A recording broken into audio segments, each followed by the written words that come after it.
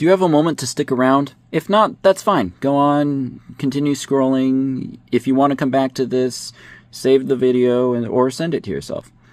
If you're still here, God wanted you to hear this. Before I go further, hey, this is Andrew Miner 100 here, and I don't normally make content like this, and I understand for anyone who is not the religious type. My goal is not to act high and mighty, or tell you whatever you're doing is wrong, or judge anyone. I am merely stating to you what I believe God has communicated to me, and hoping that it helps you. Whether you believe it to be God calling you is your choice and your choice alone. I cannot force you into it. But I am here to share my thoughts and perspective so that it might benefit yours. And that perfectly segues into my main point for this video. Humility is not the same thing as self-deprecation, but it is knowing what and who you are despite what the world and your ego tell you. There is this misconception going around that humility is the same thing as self-deprecation. You deflect compliments, try to seem small, reduce your role in whatever you do, but that is not the case.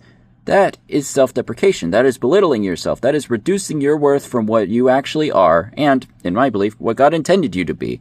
Humility is never performative. Self-deprecation is performative. Belittling yourself is performative. Reducing your worth is performative. Does that make sense? Sure, you can see someone being humble, but the intent of being humble is never to be seen. It is to know your place and fulfill your role.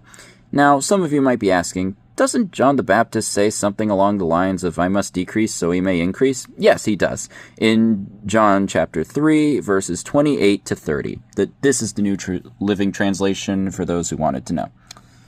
You yourselves know how plainly I told you, I am not the Messiah. I am only here to prepare the way for him. It is the bridegroom who marries the bride, and the best man is simply glad to stand with him and hear his vows. Therefore, I am filled with joy at his success. He must become greater and greater, and I become less and less. And I must become less and less. If you look at that on a surface read, you might think that John's belittling himself, but no. What John is actually doing is acknowledging his place and acknowledging that there is someone greater than him, who is Jesus. John was meant to prepare the way. And what does he do? Prepare the way. He doesn't take the mantle of Messiah, nor does he refuse to baptize Jesus. Even though John tries to talk him out of it, John still does it anyway. He carries out his role just as God intended.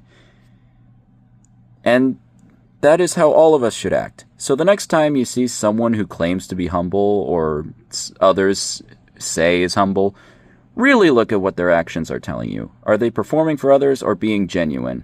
Anyways, I'm done yapping. Again, let's all be humble and God bless.